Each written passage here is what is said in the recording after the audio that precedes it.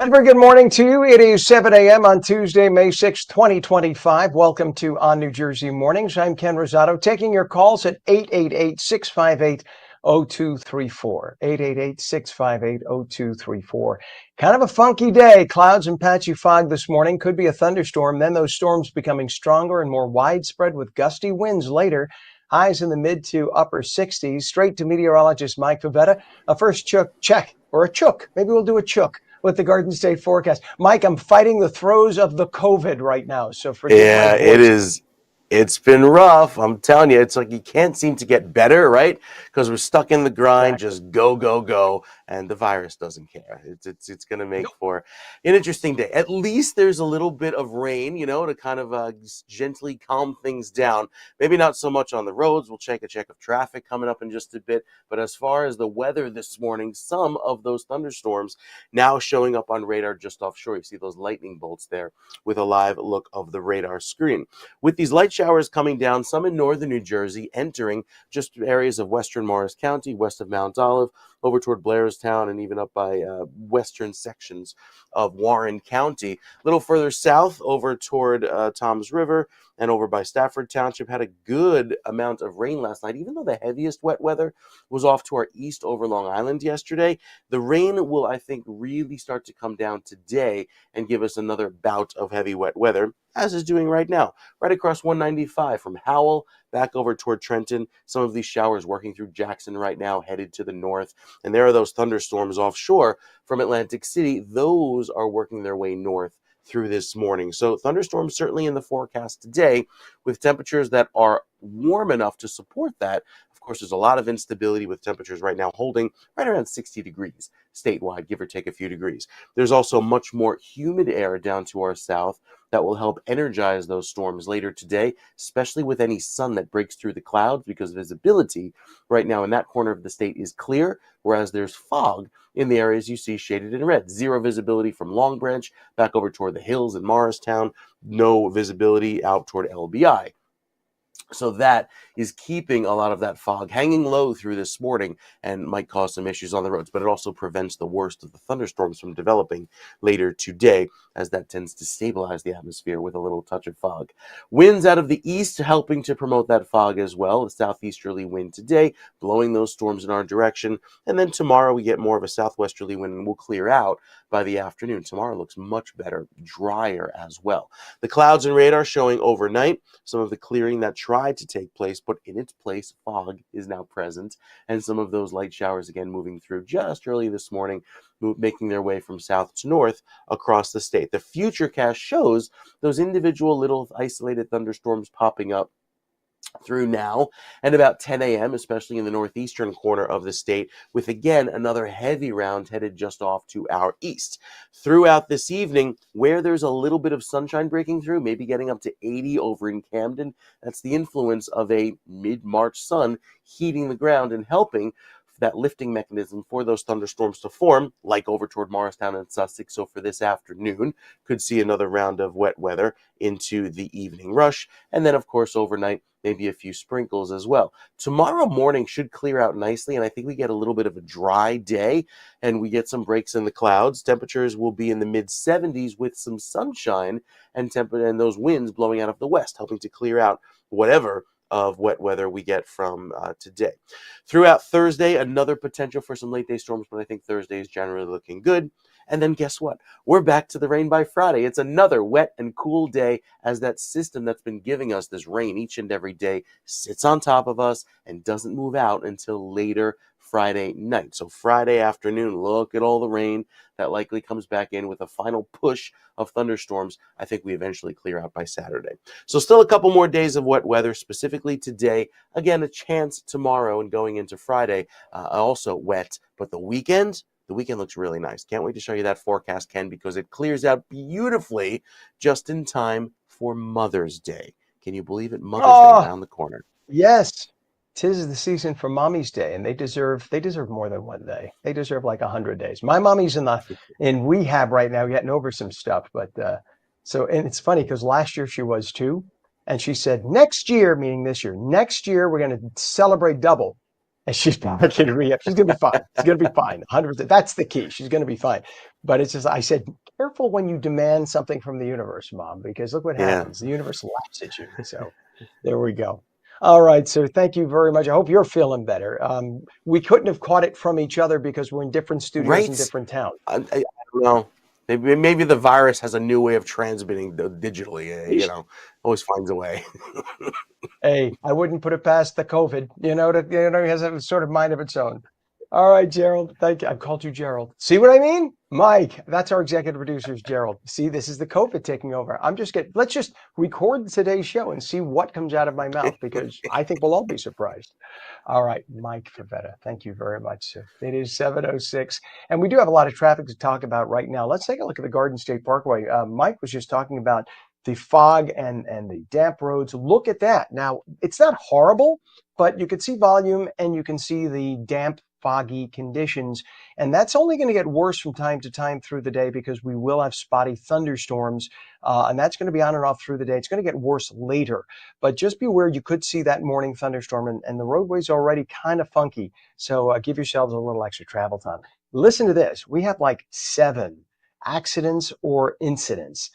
We have a disabled tractor trailer on 678 northbound approaching exit A in New York. So that's like by the Henry Hudson Parkway, that area. We have a crash on the Garden State southbound by exit 142A, I-78 Hillside, all lanes open but delayed. We have a crash on I-76 eastbound at exit 1B 295 in Belmar. All lanes are closed. A crash on I-78 local lanes westbound east of exit 51, Burnett Avenue in Union Township, all lanes open. We have a crash on I-78 westbound. I-78's a mess. It must have been a storm that came through there. So I-78 westbound, there's a crash west of exit 48, Route 24 west in Springfield Township. A right lane of 3 lanes is closed. And we have a truck fire on the Jersey Turnpike outer roadway northbound north of Interchange 8, which is Route 33 in East Windsor Township.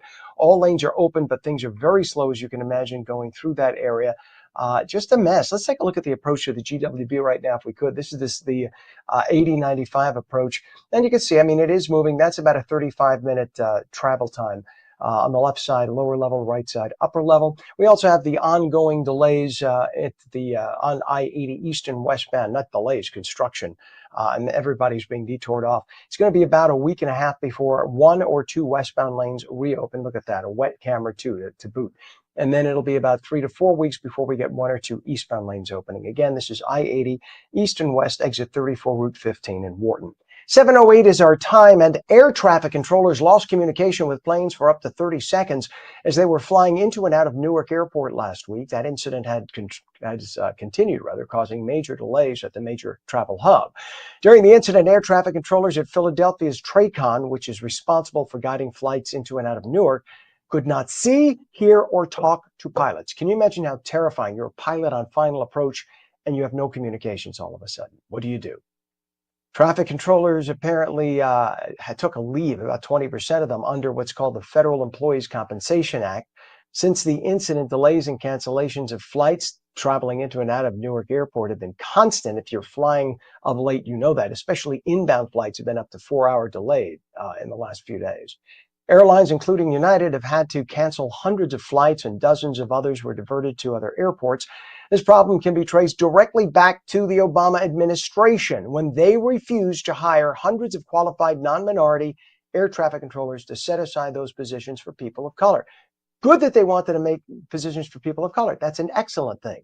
But you don't not hire people when you need them right now for a job. That's what they did. Read the Washington Times story. It goes back to 2013, and they repeated the story again in 2024. Now, those people never got hired. So the FAA had been short hundreds of air traffic controllers since 2013. President Trump's transportation secretary, Sean Duffy, who lives in New Jersey and flies out of Newark regularly, is offering massive incentives to hire more air traffic controllers immediately and revamp the current ATC system from top to bottom. Well, that may take a lot of time. Expect delays and cancellations till then. With over 144 million passengers annually in the 2026 World Cup finals approaching, Governor Murphy is now pushing for a fast modernization of the infrastructure and increased staffing at Newark to prevent further disruptions. It's 7:10. New Jersey's Motor Vehicle Commission has come up with another way for drivers to get their Real ID driver's license. that'll be needed for domestic air travel starting tomorrow. Time is here. So-called Real ID Tuesdays will make an additional 5,200 appointments available every 2 weeks. So today is one of those Tuesdays. Actually, it's not. It's going to start May 20th. But every Tuesday starting May 20th will be a day when there will be thousands of extra appointments offered for people who need Real ID. Clearly, it's not going to be in time for tomorrow's kickoff, but at least it may speed up the process for those looking to fly for the summer. Drivers can begin scheduling appointments for those spots for May 20th and on right now. So you can call today and make those appointments or go online. New Jersey had the lowest compliance level of Real ID conversion in the nation, with 17% possessing Real ID. That's just ridiculous. Why the foot dragging? Well, it's because New Jersey's liberal lawmakers wanted illegal aliens to have driver's licenses, which then made it impossible for us to use our driver's licenses to prove our citizenship. See how it works? The Real ID problem is strictly an issue in liberal-controlled states, as they are the only ones who granted driver's licenses to illegals. You go to a red state like Florida, they never gave driver's licenses to illegals, so they didn't need a separate Real ID. It is what it is. Next time, think about that when you vote D. It is 7:11 in Ocean County. 19-year-old Joseph Kling, charged with setting a massive wildfire, has been released from jail with an ankle monitor as he awaits trial. Judge Pamela Snyder denied the state's motion to detain Kling, ordering him to stay at his parents' home in Waretown unless granted a court exemption. Kling, facing second-degree aggravated arson, among other charges, agreed to comply with all conditions. His request to work was denied due to the variable locations of his father's plumbing business, and that would pose a threat, of course. A 17-year-old was also charged in that 90% contained wildfire. Imagine we still have smoke and smoldering for the fire. That fire was allegedly sparked by unextinguished pallets of wood that Kling is accused of setting fire to. Kling's next court date is May 19th. 7:12, residents near the Jones Road wildfire beware. Scammers are targeting seniors, offering to remove smoke odor from homes for $30,000. And they're falsely claiming reimbursement through FEMA and a state of emergency. The New Jersey Forest Fire Service warns this is a scam. FEMA has not declared an emergency in New Jersey, and the state of emergency only aids firefighting efforts. The wildfire is now 90% contained. As we said, it's burned 24 square acres. In Newark, lawmakers are clashing with federal authorities over a privately run migrant detention center called Delaney Hall, operated by the GEO Group. Mayor Ross Baraka alleges the facility, housing over 1,000 detainees, was renovated without proper permits or inspections, posing safety risks. He's filed a complaint in county court vowing to fight its operation. The GEO Group insists it does have a valid certificate of occupancy, a C of O, and accuses the mayor of politicizing the issue. Remember, the mayor is running for governor. Community groups and officials, including the New Jersey Alliance for Immigrant Justice, are demanding action from Governor Phil Murphy, whom they say has remained silent. It is 7:13. The Trump administration has introduced a new initiative offering a $1,000 stipend and a one-way paid ticket home to illegal aliens who voluntarily leave the U.S. using the CPB Home app. The program aims at reducing the average cost of deporting an individual by encouraging self-deportations. It'll save us hundreds of thousands of dollars over their lifetimes if they just leave on their own, and will give them incentives to do so. DHS reports the average cost of arresting, detaining, and deporting an individual is over $17,000. In comparison, the voluntary self-deportation program, which includes a $1,000 check the moment it is proven that person left the U.S., is designed to be a much more cost-effective alternative and much more peaceful. You don't have to break into someone's house and arrest them. Let them go on their own when they want to. All they got to do is let us know when they're leaving. That's it. The administration estimates this approach could save taxpayers up to $1 million per family in long-term welfare and support expenses. Those who leave voluntarily may be able to apply to someday return legally and become a citizen. However, those who do not return voluntarily and they get caught will get arrested, deported, and banned from ever returning. So where to put all the illegals who get arrested? Well, we'll tell you in a minute. New Jersey Attorney General Matt Platkin is taking legal action to ensure disgraced former U.S. Senator Bob Menendez never holds public office again.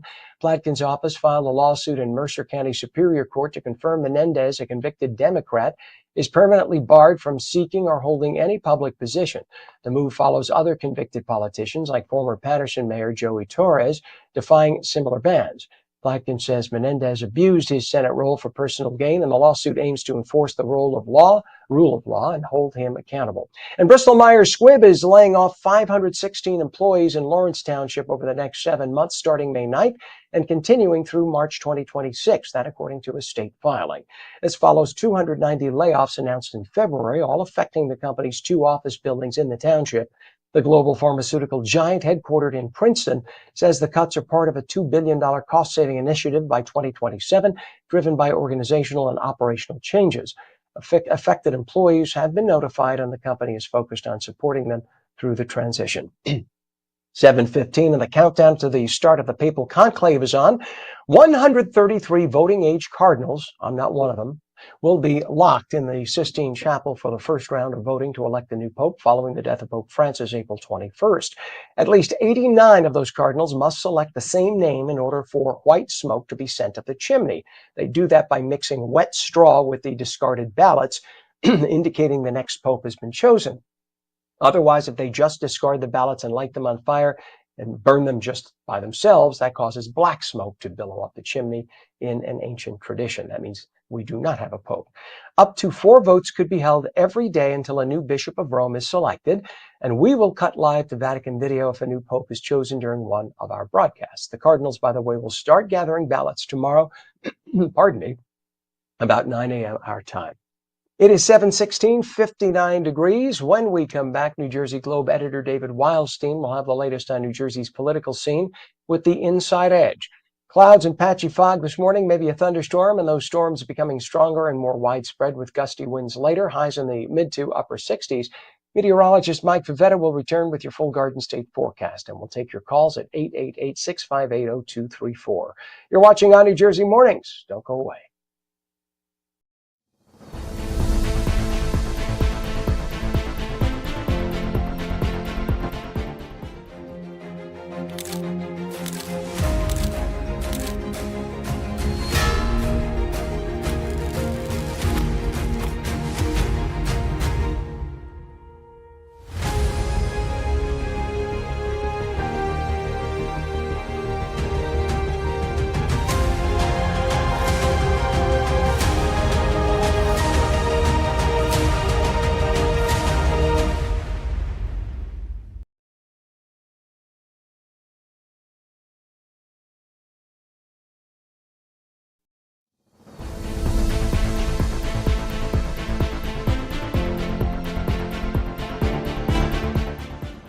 And welcome back to On New Jersey Mornings for your Tuesday. I'm Ken Rosato at 7:17, and we will take your calls at 888-658-0234. Clouds and patchy fog this morning. Could be a thunderstorm. Those storms becoming stronger and more widespread with gusty winds later. Highs mid to upper 60s. Straight to meteorologist Mike Favetta with the Garden State forecast. Good morning, Mike. Good morning, Ken. Another rainy day here across New Jersey, and not everybody's going to see the storms, just like there are a few storms working offshore right now. Southeast of Atlantic City, you see the bolts of lightning there as those thunderstorms make their way to the north. But these rounds of wet weather come through very isolated throughout the day as the parent system still across the Ohio Valley. That's what's driving our weather throughout the next day or so, giving us this rain. Actually, it's in the forecast until Friday with the same system. Some showers working right up 206 over through Mansfield, Hainesport, and even working across the Delaware. So there will be some rain even through Ocean County this morning and out on LBI through Little Lake Harbor and Tuckerton. There'll just be some wet weather around through at least the next few hours. Even the future radar showing that cell with all of the lightning heading to the north. So you get a little bit of an early morning fireworks show. If you're looking out over the ocean there from Toms River, you'll see those bolts throughout the morning. Through the rest of today, anticipate the rain. There will be some on and off showers with temperatures holding in the upper 60s and low 70s, a little warmer inland, but it's that warmth combined with perhaps a break of sun back over through Mount Holly and Fort Dix that could help promote a late afternoon thunderstorm where the weather is a little warmer and that sun reaches the ground to help inspire a few more storms to develop. Thanks to that wind out of the east, pollen is nice and low. So some good news there. At least for the next few days, we keep the rain in the forecast, and it's a good soaking rain. Remember, this is wet weather that we really need, that we never got for the first half of April, hence the drought continuing. Could see as much as 1 to 2 inches by Saturday morning when the last of the showers wrap up over in Newark. So a good soaking there for the northern part of the state. And again, like yesterday, very little sun. It's actually up to a 2 because of that chance of some sun down in southern New Jersey. It just is a statewide average. But still, with most of that wet weather working its way through, even though you see clearing here, back off to the south and west, yes, there could be a few breaks of sun, but that'll just help pop up some more clouds and bring back the threat of some more thunderstorms later on today. And that's what the Futurecast shows. Zoom into this area of New Jersey, and while the last of the morning showers work their way east by the early afternoon, any breaks of sun there helping us get up to about 80 in Camden could help promote a few more of those storms to work through western sections of New Jersey throughout the evening rush. Tomorrow, though, is a very different story. A westerly breeze, a little bit of a warmer day, lots more sun. And then I think by Thursday, some of those clouds return, a little bit more of an easterly breeze, and we could see some more showers by the afternoon. Beyond that, going into Thursday night and Friday, we have another round of wet weather come through. That's all of the green you see showing up here throughout Friday morning into Friday afternoon, and that's quite a bit of wet weather that'll take us into our Friday evening, but that's the last push that clears out just in time for the weekend, because Saturday morning, while it may start a bit cloudy, we clear out by the early afternoon, bring back loads of sun, specifically for northern New Jersey, into Sunday, and I think Sunday afternoon is looking very pleasant for Mother's Day. With Monday starting off a bit cloudy, we could go into another wet pattern. However, the difference is next week is a lot warmer, and that is showing up very nicely. Coming up with the 7-day, you'll see how the 75 on Sunday for Mother's Day just kickstarts us with above average temperatures most of next week. Good news is we get to dry things out nicely for Saturday and Sunday, so much more pleasant weather, Ken, is on the way. We get a peek of it tomorrow, a little sneak peek, and then full-on clearing for this weekend. Better be nice for mothers. I mean, heck, Yep. we don't want to piss off Mother Nature. Do you remember the margarine commercial from years ago, or are you too young? It's not nice to fool Mother Nature. It was a margarine commercial when I was a kid. You're I younger than think I me, so you do. may not remember. That was back when they thought, oh, so Pam, our director, remembers. She's closer to my contemporary age. It was when we thought margarine was the healthy alternative to butter. Oh, of course, yes. Yep. Yeah, Heart now we know healthy, that remember? margarine just, yeah, it's like putting concrete into your arteries, but that's a whole other story. Anyway, check it out. Google, do the Google. It's not nice to fool Mother Nature. It was like a huge commercial back in the day. Thank you. I appreciate you, Mike Favetta. You bet. It is 7:22. I hope you feel better too, buddy. 7:22. It's 59 degrees right now, and we do have a lot of traffic issues to talk to you about. Take a look at this. This is just an indication of the speed on the roadways. People are properly slowing down, doing about 30 miles an hour. They're good. Thank you. That'll prevent accidents. That's the Garden State Parkway, mile marker 152.5, northbound, north of exit 151. So that's just north of Bloomfield. That's by Nutley, Clifton, that area. And you can see they're driving at a good speed considering wet roadways and fog in the area. So thank you for doing your part to make sure we don't have accidents to report. But we do have other accidents we unfortunately have to report. We have a crash on the Garden State Parkway northbound, just north, actually just south of that. It is north of exit 135, Central Avenue, Clark Township. All lanes are open, though. Going down towards Staten Island, New Jersey, Perth Amboy area, we have a crash on the Outer Bridge crossing eastbound the New York side in Staten Island. One left lane is now blocked.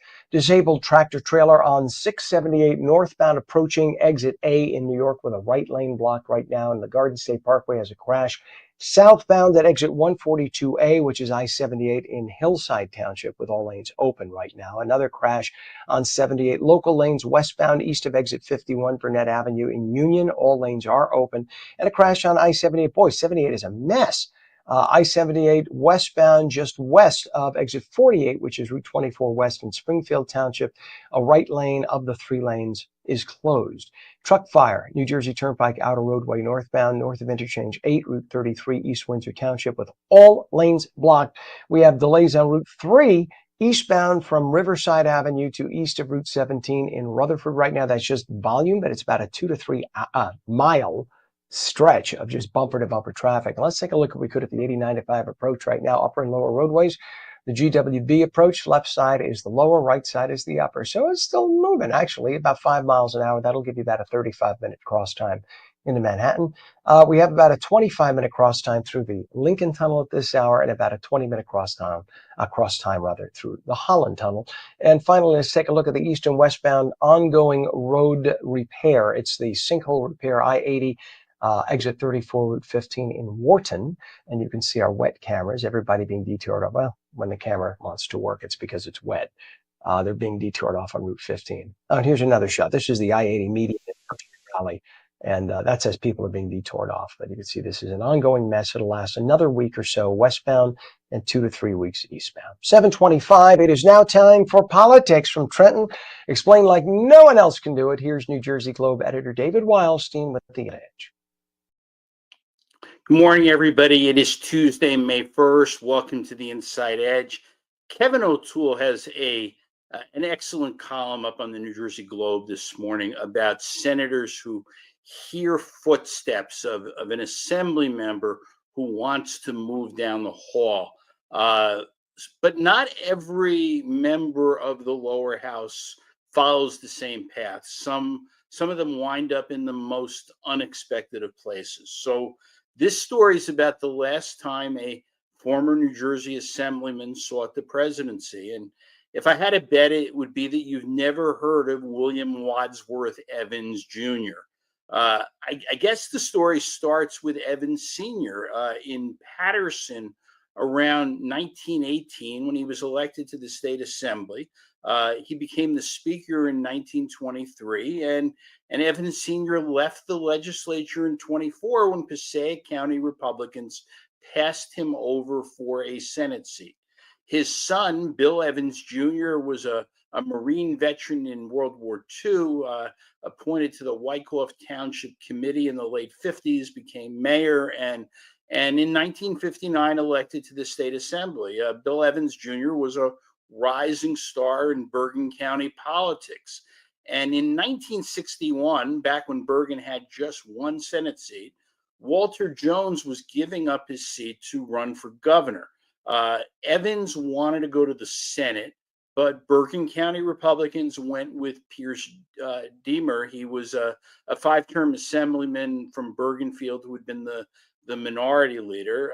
Evans wasn't happy, turned down the party's offer to keep his assembly seat, and instead he walked away after one term. He stayed active in politics. He was one of Barry Goldwater's earliest supporters in New Jersey in '64. The next year, he backed conservative Charlie Sandman for governor. And even as Bergen went from one seat to 4 and then to 5 in 1967, Evans declined to run. Instead, in September of '67, former Assemblyman Bill Evans of Wyckoff announced that he would enter the Republican primary for president in New Hampshire. Evans's politics had shifted to the left. He had become a staunch opponent of the Vietnam War. He opposed his party's hawkish views. He demanded that American troops return home from Vietnam immediately. And so Evans and his wife, Marie, would drive their station wagon to New Hampshire on weekends, and he would campaign for president. And then he'd be back in his law office by Monday morning. He went around the state speaking to college students, to Rotary clubs, stopping voters on the street. And no surprise, Bill Evans Jr. Didn't win. He received 151 votes, and that's 142 more than Hirsch Singh got. Evans came home to Wyckoff after running for president to lead a fight against building a new ShopRite. That's all I have for today. I'll be back tomorrow morning, and thank you, New Jersey, for a bottomless pit of great stories. But only David Wildstein can report them the cool way. He always has insight that no one else does. I love David for that. It is 7:29. And when we come back, music, tradition, and community spirit came together in Haddon Township this past weekend. We'll talk about the third annual String Band Parade in Haddon Township. The phone lines are open right now, and we'll take your calls at 888-658-0234. 888-658-0234. Clouds and patchy fog this morning. Could be a thunderstorm, and those storms becoming stronger and more widespread with gusty winds later, highs in the mid to upper 60s. The full Garden State forecast, and you'll want to hear it. Meteorologist Mike Favetta in just a moment.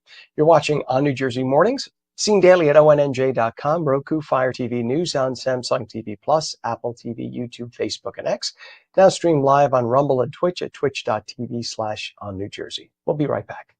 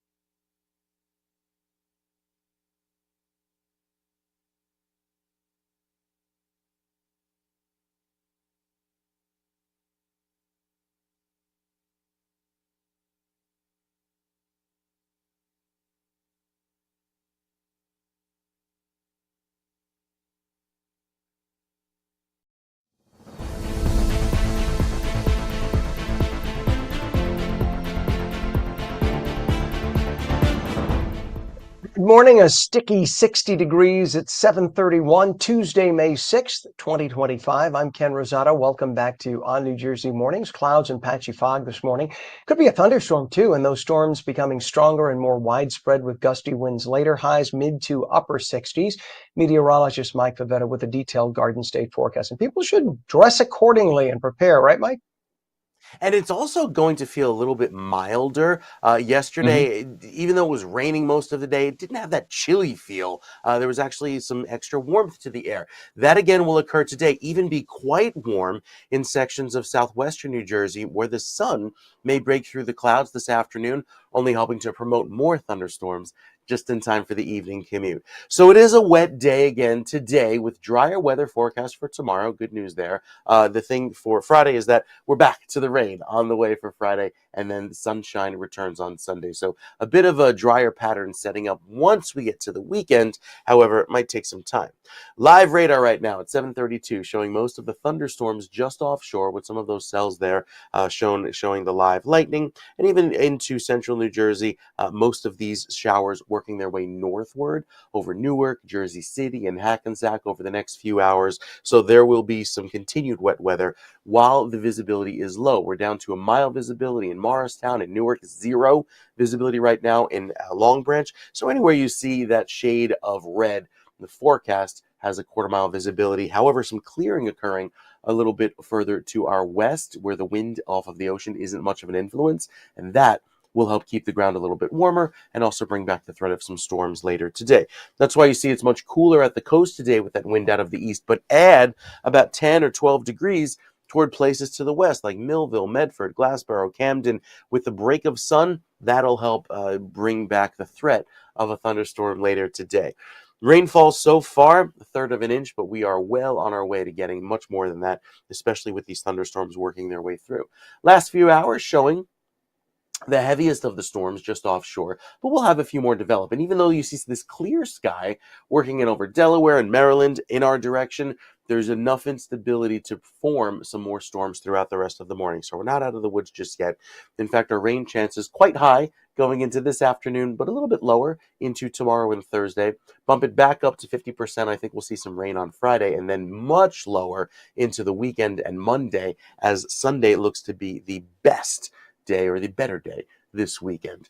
Notice the air quality, nice or good air quality with those low numbers, thanks to those easterly breezes. And it's all due to that parent system back off to the west, just kind of trailing in all of that moisture from the south and giving us the instability. It's the system that just doesn't want to move. It parked itself there and really can't move because the jet stream is all backed up. And so it just gives us that threat of rain and showers and storms each and every day, with some breaks in the clear sky, at least tomorrow. With our final round of wet weather coming through on Friday night, the system finally pushes away and clears out for a better start to the day on Saturday. So the 7-day forecast is looking much better beginning this weekend. We get a few more breaks in the clouds tomorrow. I think tomorrow we'll see a little bit more sun helping us get into the 70s, and also less of a chance of rain for Thursday. But the wet weather is back by Friday, and much cooler weather as well, as we only climb to 60 by the end of this work week. Saturday and Sunday, beautiful to start. Maybe a few extra clouds Saturday morning, but much sunnier by the afternoon. And the sun on Sunday will warm us up all the way to 75 for Mother's Day. A very pretty way to spend the day with mom. Shore points have a little bit less of a threat of rain tomorrow, specifically with that clearing at the coast. I think Thursday also increasing chances of wet weather, especially for Friday. Everybody's wet there. But again, the weekend looking very pleasant. Saturday and Sunday, both days, fantastic at the beaches. And Monday keeps that clear sky around as well. So a big improvement after what will be, Ken, about a week of wet weather and rain. Mm. All right, well, we need it. We gotta replenish the resources, right? In fact, before you go, Mike, Sure. let's have Pam bring up the Newark Bay extension. This is the extension by the Newark Bay Bridge. Look at that fog. So Mike was just talking about that, Mike. So this is going to last. What do you think? Another few hours? Another few hours, specifically for the eastern half of the state. And a lot of that is the marine influence of that wind coming off of the water. We'll see some clearing by this afternoon, however, in the northern part of the state, right where this camera is. All right, good deal. But definitely give yourselves extra travel time. Go nice and slow, and do not become a statistic. Thank you so much, Mike. We appreciate you. Have a good one. It is 60 degrees right now at 7:36, and some other traffic issues to talk about. In fact, not too far from that, mile marker 00, which is the Hudson County Extension interchange 14. You'll see just bumper to bumper traffic. This is really volume, but this is over toward Newark Airport. If we could bring that up, I know it takes a second to turn that up. Oh, that's actually not the camera, but that's all right. You know what? That still shows traffic. We were looking at Pam. If you could bring up 0.0. Hudson County Extension, number 14, number 2. I think that was number 1. We need number 2. You'll see. That's all right. If you don't have it, that's okay. There you go. That's what we want. Thank you, Pam. And it's just a matter of showing the volume. And this is everybody coming through the tolls and then headed toward Newark Airport. It is what it is today. Remember, Newark Airport is a mess. We have delays going and coming, a lot of cancellations. Check with your carrier before you go because of the ongoing issues with air traffic control and TRACON at Newark. This is not going to be pleasant for the next foreseeable few weeks. Anyone traveling via Newark Airport, and especially with United, definitely check with United to see if you have any affected flights. Other issues we have: a crash on I-78 local lanes westbound east of exit 51, Burnett Avenue in Union Township. We have all lanes open. A crash on US 1 southbound Commerce Boulevard in North Brunswick. 1 lane of 3 closed. And a crash on the New Jersey Turnpike outer roadway northbound south of Interchange 8, Route 33 in East Windsor Township. 2 right lanes blocked. We have a crash at the outer bridge eastbound the New York side in Staten Island with a left lane blocked, and a crash on the Garden State northbound north of exit 135 Central Avenue in Clark Township. All lanes are open, but there are a lot of delays through there. Disabled tractor trailer on I-678 northbound, and that's approaching exit A in New York State. That's by Rockland County. And we have a truck fire on the Jersey Turnpike outer roadway northbound north of Interchange 8, Route 33 East Windsor Township. All lanes are blocked. Take a look at the 8095 approach to the George Washington Bridge, I should say. And right now we're talking about a 40 to 45-minute travel time into Manhattan, the lower level on the left, upper level on the right.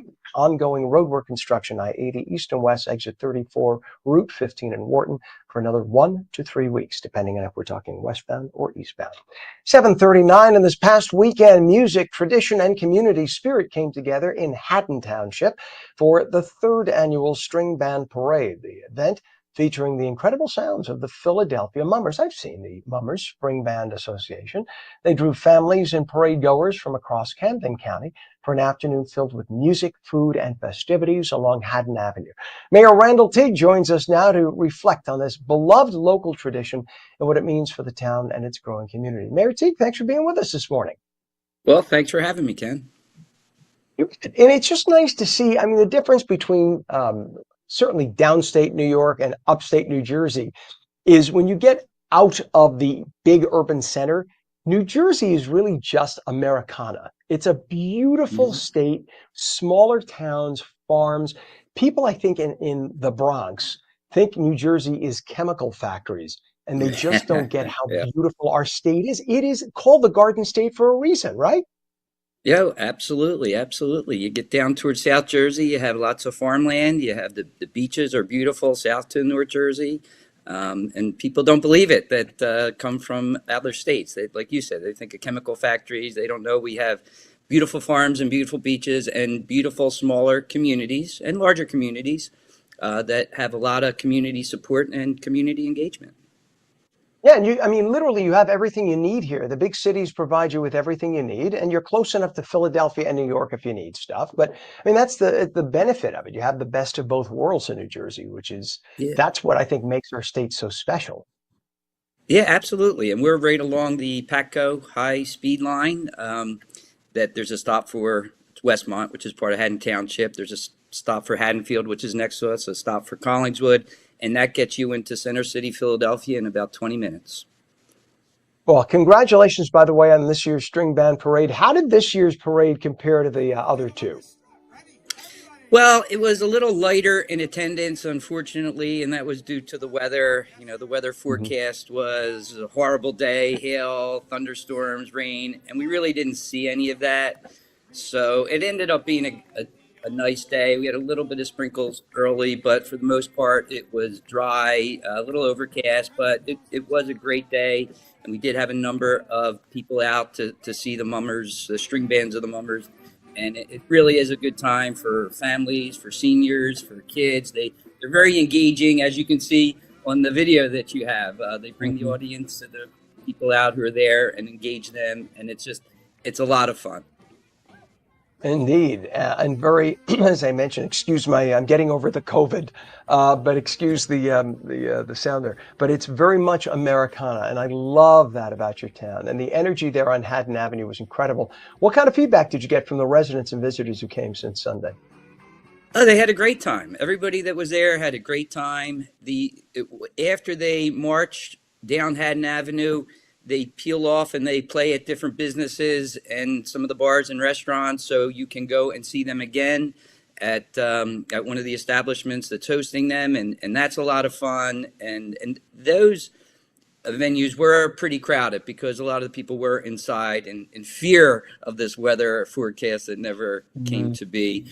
But it's like I said, it's a lot of fun for adults, children's, everybody. And you get people from out of town. People have parties around this, and then they come up to Haddon Avenue and they watch it, and then they go to one of the businesses and see them play for the business.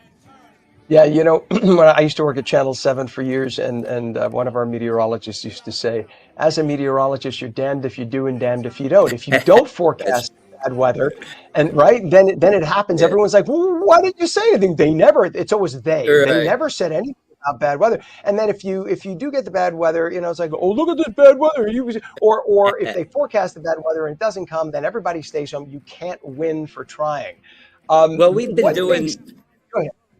No, I'm sorry. I'll just say we've been doing this event for 3 years. We've been doing other events in our downtown, whether it be concerts or other parades. And this time of year, you never know what you're going to get. You know, it could be perfectly sunny. You could get a thunderstorm. One year we had smoke from the Canadian fires. So Oh, when you're doing outdoor events, they're a lot of fun. People love to get outside and see live entertainment, but you are, subject to the weather conditions, and you just never know what you're going to get. but I think that's also because we have such a relatively short outdoor enjoyment season in New Jersey and much of the Northeast, right? We only get a few months a year of That's outdoors, true. otherwise it's freezing. So you want to enjoy every second Yeah, of it, It's just in Florida, they don't absolutely. care. They're like, so it's another day in paradise. Here, you treasure your 4 or 5 months of nice weather. So now Absolutely. with Try and music squeeze games, everything in. absolutely. And we had the perfect place to do it, the best damn food. That's another thing. Because of Philly and New York, we are the compromise. We got the best food of any state, I think, anywhere. Did you have a lot of food vendors there as well? We didn't have so many food vendors, only again because of the weather. But we have eight bar restaurants along Haddon Avenue.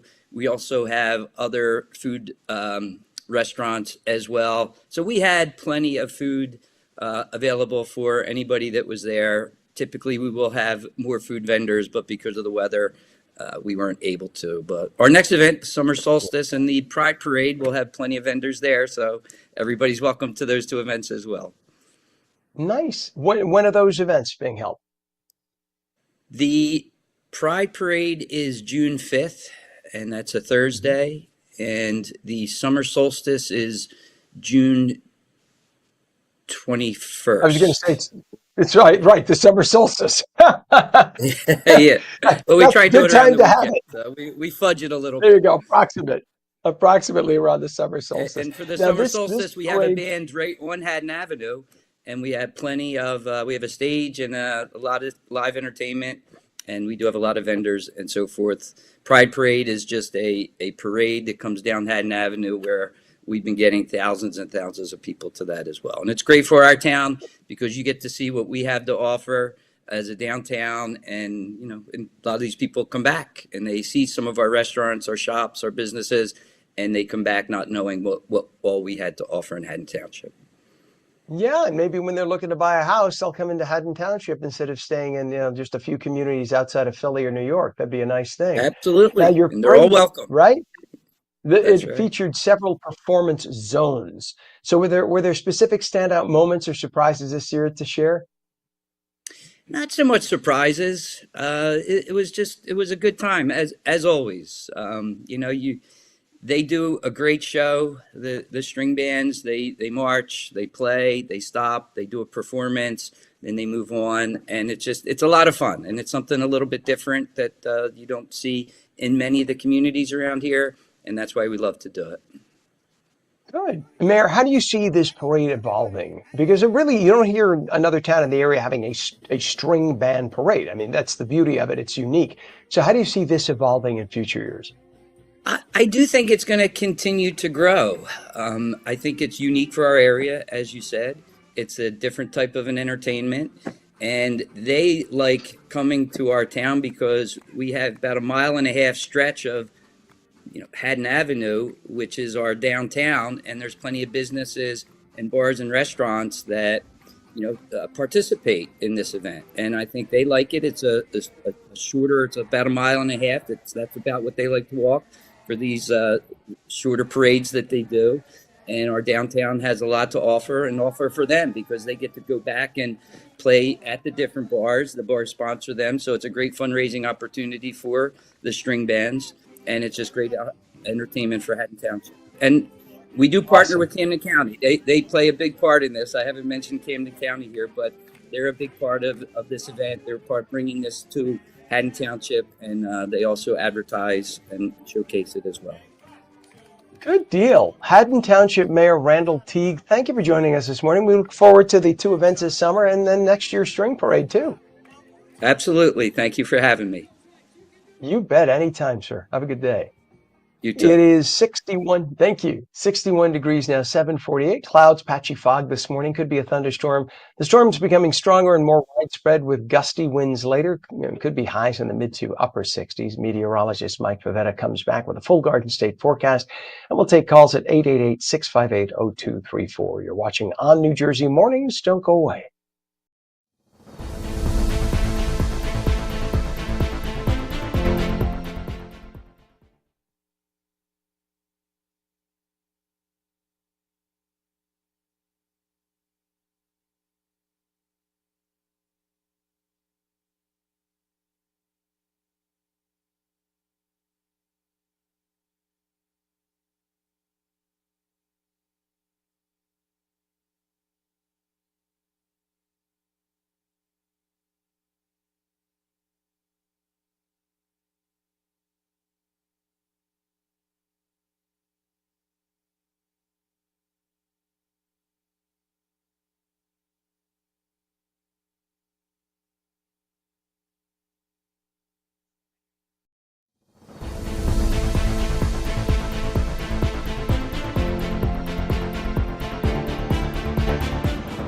Welcome back to ONNJ Mornings. I'm Ken Rosato at 7:49, taking calls at 888-658-0234. Clouds and patchy fog this morning. Could be a thunderstorm. The storms could be stronger and more widespread with gusty winds later. Highs in the mid to upper 60s. Straight to meteorologist Mike Favetta with the detailed Garden State forecast. Good morning, Mike. That's right. Did I hear you in that interview, Ken, correctly, that there were events that were kind of, should have been rained out, but weren't? The weather forecast was kind of unclear. Yeah? You always, here's the thing. I remember Bill always saying, and I always harken back, forgive me for harkening back to my 25 years with Bill at the other station. He always used to say, if you forecast rain and it doesn't come dumping down, then the towns get mad at you for forecasting rain because it keeps people away. And if you don't forecast Right. rain and it comes dumping down, well, then they say, what the hell is wrong with you? Where was the rain? Where was the forecast? So you can't win. It's like you're damned if you do and damned if you don't. That's what we're See, talking about. now, after all of that time, companies got smart, and there are private meteorological firms that will send an Like in-person you. meteorologist to the event and forecast for you. Yes, I know my company has been hired by many big organizations. Granted, these are the larger, 25 and 50,000 people attendee events, but still smaller events. There's fair and equitable fees allowing for that. But yeah, to have like a real expert on the phone to know what is actually going to happen and how the weather Yep. changes from day to day, so you can be prepared for your event to make the most of your event. That's important, and it's available Hey, there. every So town, every town doing a 4th of July celebration, whether it be, yeah, they do it around the 4th, sure, they all should hire a meteorologist so that they know right, approximately what time they could get off their event, right? Because you can't yeah. rely on the online forecast from a Mm-mm. generic company. You need the It's like specifics. it's like going to WebMD, typing in your symptoms, and it tells you you're going to die in 3 days. Not the case 99% of the time.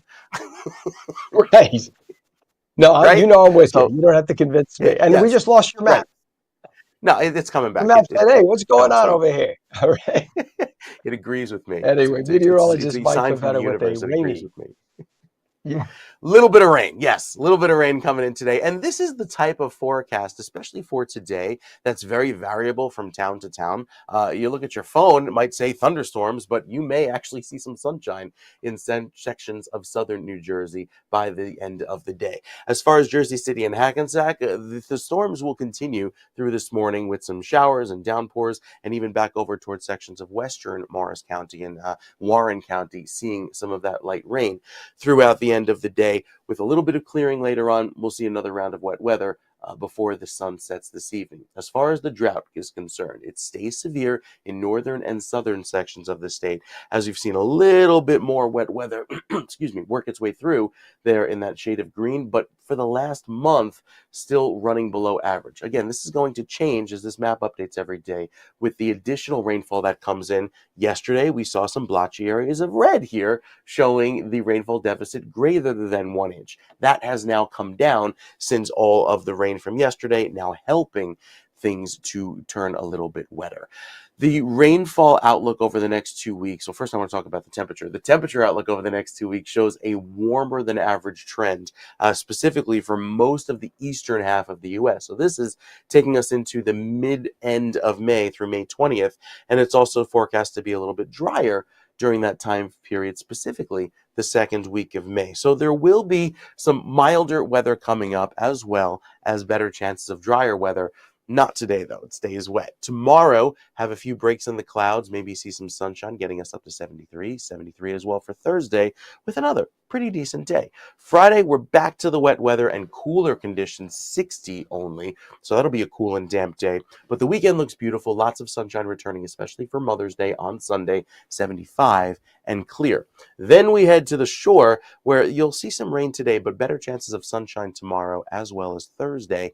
Friday has that wet weather returning for the entire state, including you at the beaches. And then by Saturday and Sunday, we're back to the clearing with lots of sun again forecast for Mother's Day. So pretty way to enjoy the weekend with mom. Sunday afternoon looks really pretty. I think it'll be gorgeous with a high of 72.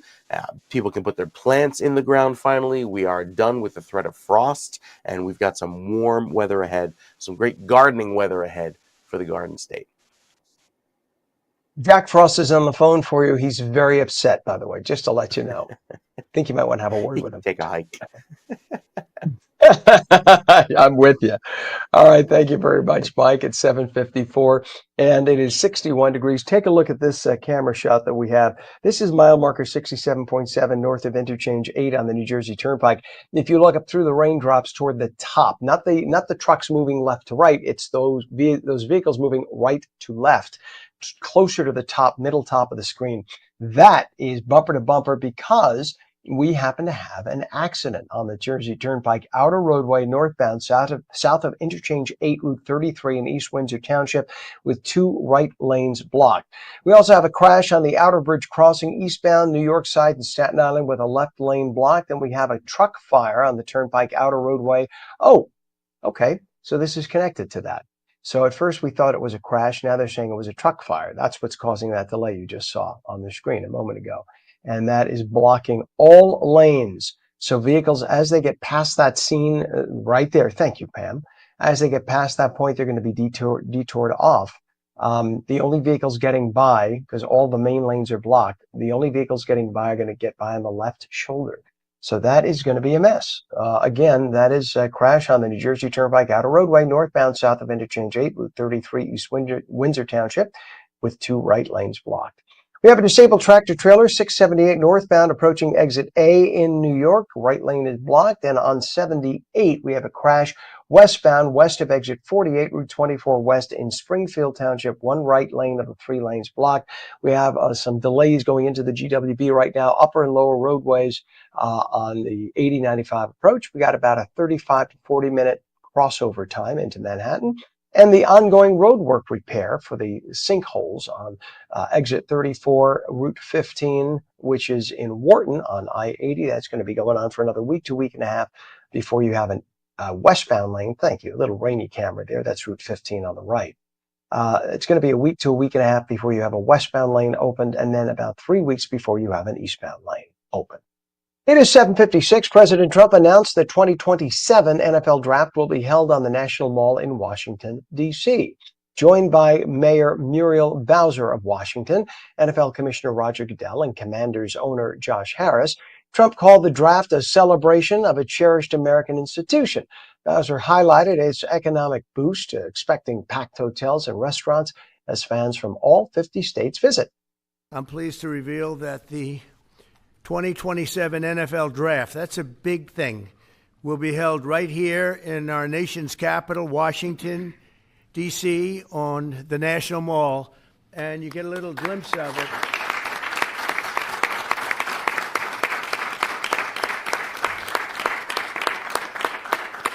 I was just saying to Roger, I don't think there's ever been anything like that. That's a good idea. In fact, maybe we could use it for other things also. I have an idea.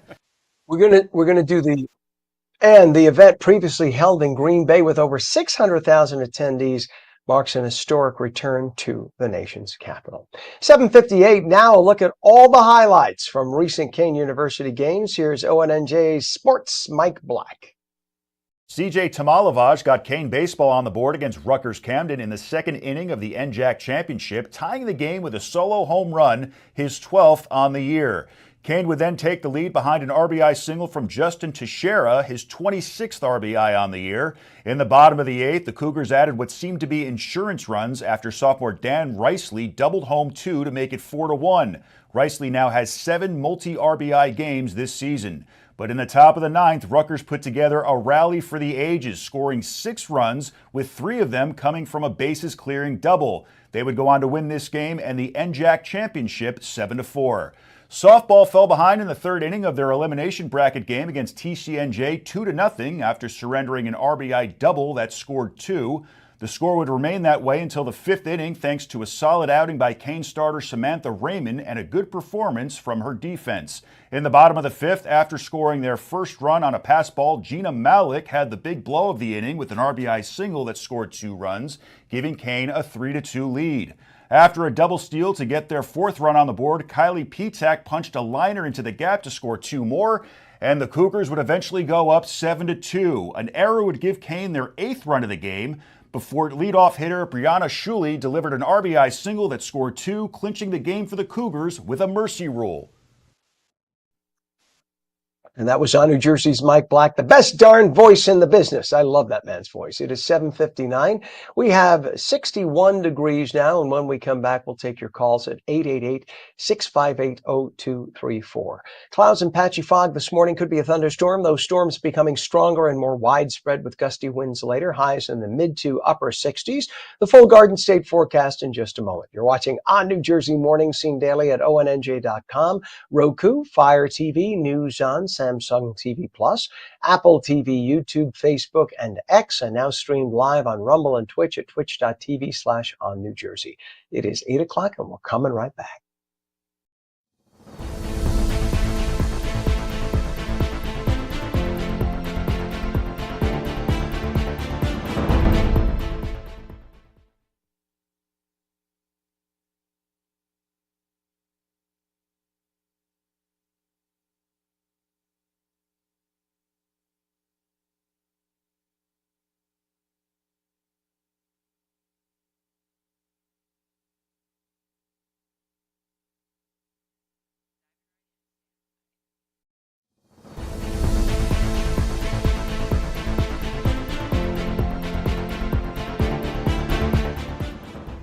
Very good morning. It's 8 a.m. Tuesday, May 6th, 2025. Welcome back to On New Jersey Mornings. I'm Ken Rosato, taking calls at 888-658-0234. Clouds and patchy fog. This will be a thunderstorm. The storm's becoming stronger and more widespread with gusty winds later. Highs in the mid to upper 60s. Meteorologist Mike Favetta has all the details with a check of the Garden State forecast. Good morning, Mike. Good morning to you, Ken. Yeah, starting off our day with some of those light showers. Right now, working through sections of New Jersey. So live radar showing most of the storms are currently offshore with the bolts of lightning right there, about 50 miles east of Toms River and Atlantic City, with even some of these downpours right now at 8:02, showing most of these light showers working through northeastern New Jersey, and another batch headed over across the border right there in Pennsylvania. These are all moving to the north. So any of these showers and storms today that develop, much like yesterday, this is the rain over the last 24 hours, places out to our east like Long Island got hammered with several inches of rain. We, however, in New Jersey didn't get that much because we were right in between those bands. However, I think today is our day, and look at those lightning strikes over the last hour showing the intensity of those storms as they work their way eastward. Right now, a little cell working through Plumstead and through Jackson, so these are these storms that will eventually take over and develop as they work their way north, and then up the Parkway through Wall, Neptune, and even Long Branch. You'll see some rain this morning as well. Down towards southern New Jersey, you have the best chance of seeing some clear sky breaking out in between the clouds today, and that may help promote even stronger storms before the day is through. There's plenty of moisture in the air to allow for that, as temperatures are quite cool now, but mild comparatively speaking. Even with the dew points, or the measure of moisture in the air is pretty saturated. So there's plenty of moisture available for those storms to form where the clear sky is happening. Now, back over toward the southwestern corner of the state, you have the better chance of seeing storms first. However, the visibility is lower at the coast due to that marine influence and the fog. That's that shade of red you see with the fog developing throughout the morning. Light breezes today, not all too windy, but with those light breezes out of the south and east, it promotes that cooling effect at the coast, warmer inland, and then a wind shift tomorrow blowing in from the south and west, allowing for some clearing and a warmer finish to our Wednesday with some drier weather there.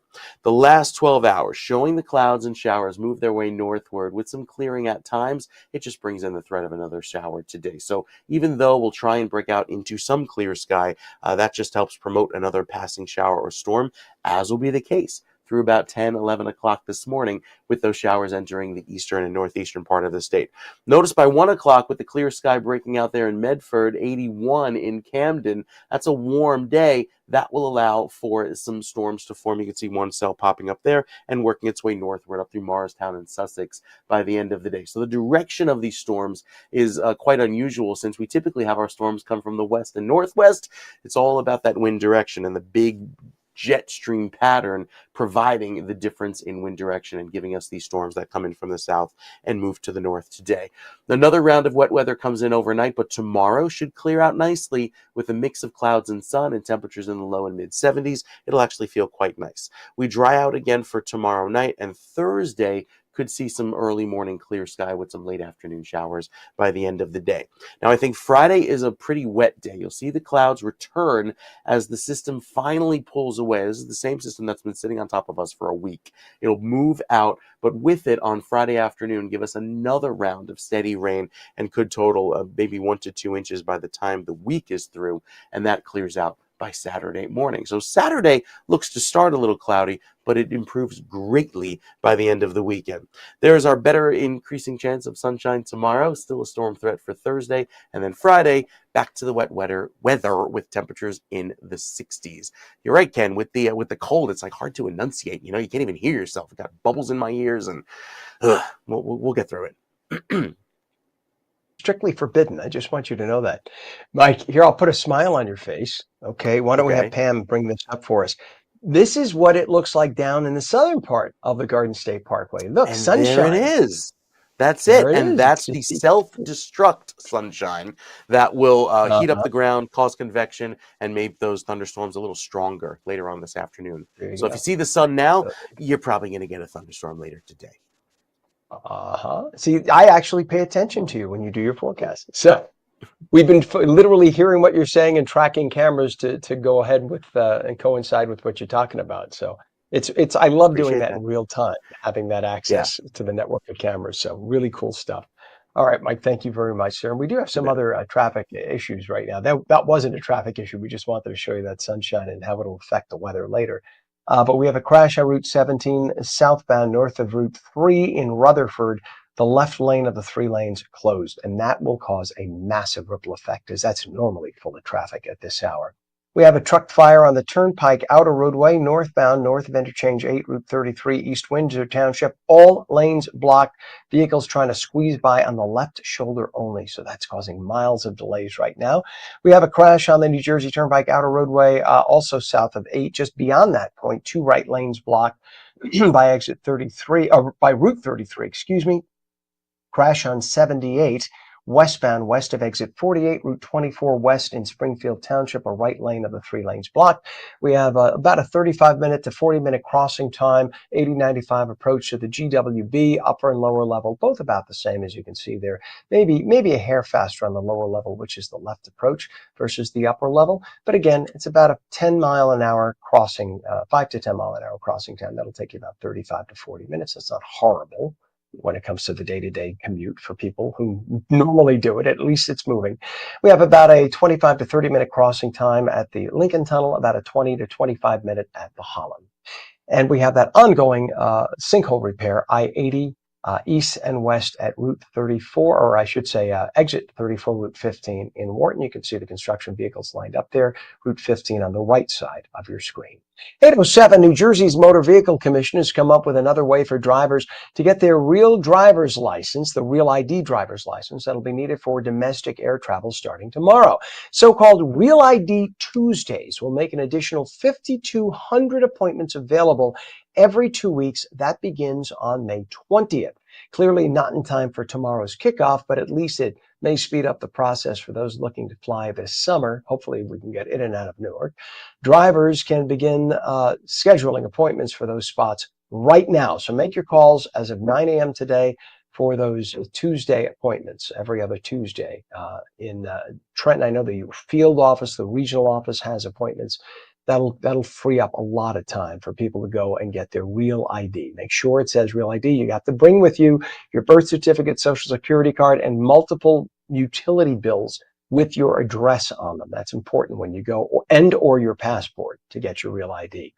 New Jersey, by the way, had the lowest compliance level of real ID conversion in the nation, just 17% possessing real ID. Why the foot dragging? Well, it's because New Jersey's liberal lawmakers wanted illegal aliens to have driver's licenses. Noble cause, but they didn't want to put any special denotation on those licenses, so it made it impossible for us to use our driver's licenses to prove that we are citizens. And don't think they didn't do that quite intentionally with the ulterior hope, the ultimate hope that those illegals could vote for Democrats in upcoming elections. That was exactly what they did that for. Little bait and switch trick from the Democrats. The real ID problem, by the way, is strictly an issue in liberal controlled states, as they are the only ones in the entire country who granted driver's licenses to illegals. You go to a conservative red state like Texas or Florida, Only legal citizens got driver's licenses, so their licenses are real ID. Think about that next time you go to vote D in a voting booth. It is 8:09 in Ocean County. 19-year-old Joseph Kling, charged with setting a massive wildfire, has been released from jail with an ankle monitor as he awaits trial. Judge Pamela Snyder denied the state's motion to detain Kling, ordering him to stay at his parents' home in Weirtown unless granted a court exemption.